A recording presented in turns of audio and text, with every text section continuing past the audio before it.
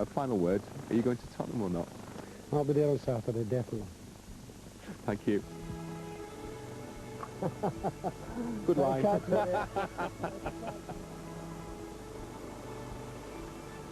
And after weeks of speculation in September 1998, George Graham did leave Leeds for Tottenham Hotspur.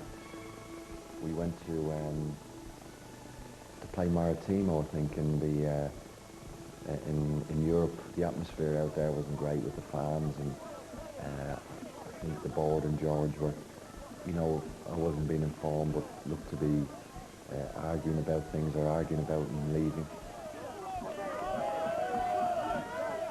We all ultimately knew that George wanted to go, but the question of whether Tottenham were prepared to pay.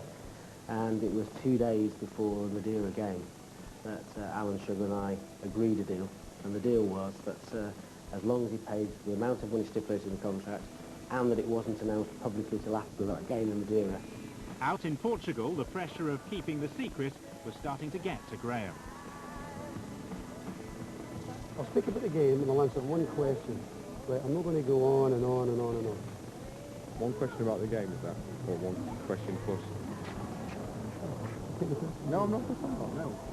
I'm disappointed, most of all for Leeds United Football Club, because clearly George started to do a job which, in my opinion, he hasn't stayed to complete, and therefore, of course, I'm disappointed. I ruled myself out for personal reasons, and maybe someday I'll say why. Initially, I'd come out and said I didn't want the job. Initially, because I thought the club wouldn't want me, and initially as well, I thought the fans wouldn't want me, that they'd want me to clear off back because George Graham brought you in. I think it's an open secret that we tried to talk to Martin O'Neill. Clearly we were unsuccessful, but during that period, of course, David had an opportunity to take charge of the team. I think he enjoyed it, and the fans enjoyed what he was doing. The players certainly enjoyed it, and it was almost a natural conclusion that David took over the job. And it was the night when we played in Rome, against Roma, when David was in charge, and the fans were responding to him, and we realised actually we should stop the uncertainty and get the appointment made, and that's what we did.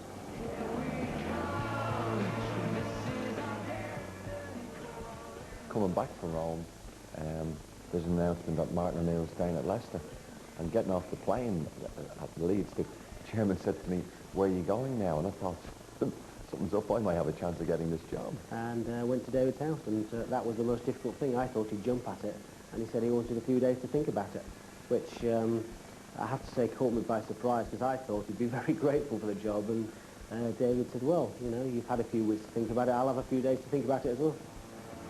O'Leary thought about it, said yes, and one of the most eventful periods in Leeds United's history was about to unfold.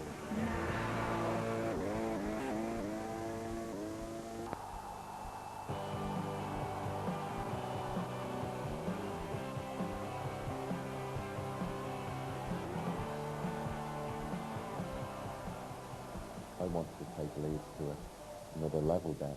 I asked the club, they said you had a little bit of money to spend. They said, I want to bring Batty back, and there's 3 or 4 kids I want to put into the team. And do you like giving an injection of about 5 new players so you could do that? And I just wanted to change the style and make us an attractive team. I felt there were certain players at the club that could play on the side, regardless of their age or their inexperience. I mean, because I've seen it happen in other years, and if they're good enough to put them in. I know that David had been asking George for some time to start playing with middle, for example, and he hadn't done. And David then took the gamble, and it was clear. I mean, Jonathan was one of the classiest centre-halves I've seen. I think he learned a bit from the Graham, and I think he knew the setup then, since he's been working with George. But I think he did take the club to another level.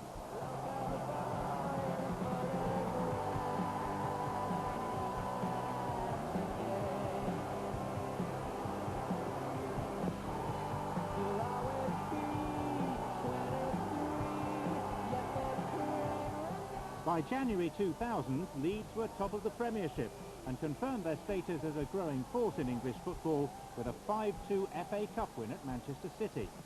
But that was the last time that David O'Leary's Leeds could concentrate solely on football. Before they could take to the field again, everything would change forever.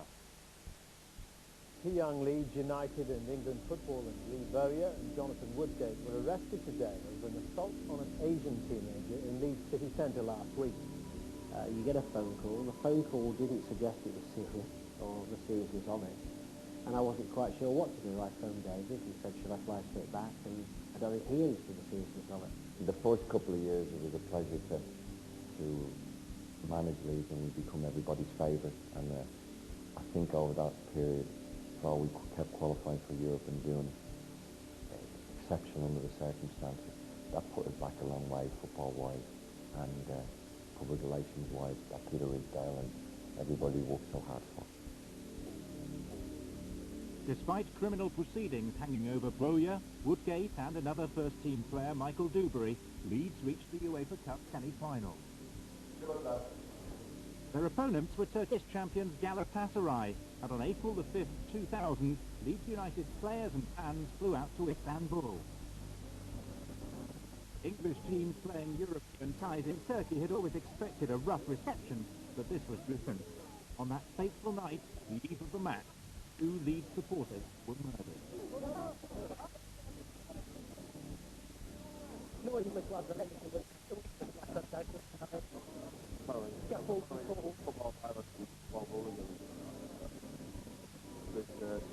today. So that There must be 10 stabs. How many persons? these were guys that you knew personally as well, right? Yeah, Well, like it was just what you see week in, week out. We were in the official dinner the night before the match, which is traditional in all the European games, and we got a call through to say there'd been an incident, and that they thought that at least one of our supporters had died. I gave my apologies to the Galatasaray officials and said I wanted to go straight to hospital and suggested that the rest of our party get back to the hotel where we knew they were safe. That was typical Peter. I think he handled himself so well in that period. It was instinctive. I just thought we ought to be there, and at the end of the day, they were our supporters. Hearing the news about the 2 friends, that shook us a bit. And, we went to the game not fully concentrated. Nobody had the stomach for playing a football match.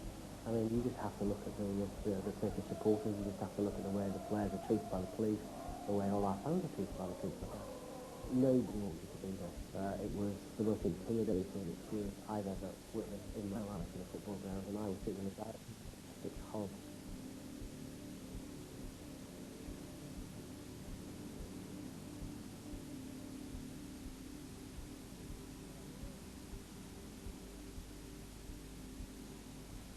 You come back to the second leg, and the second leg has we've been attending the 2 funerals the day before, and it wasn't talk about football, it was talk about deaths and violence and shocking.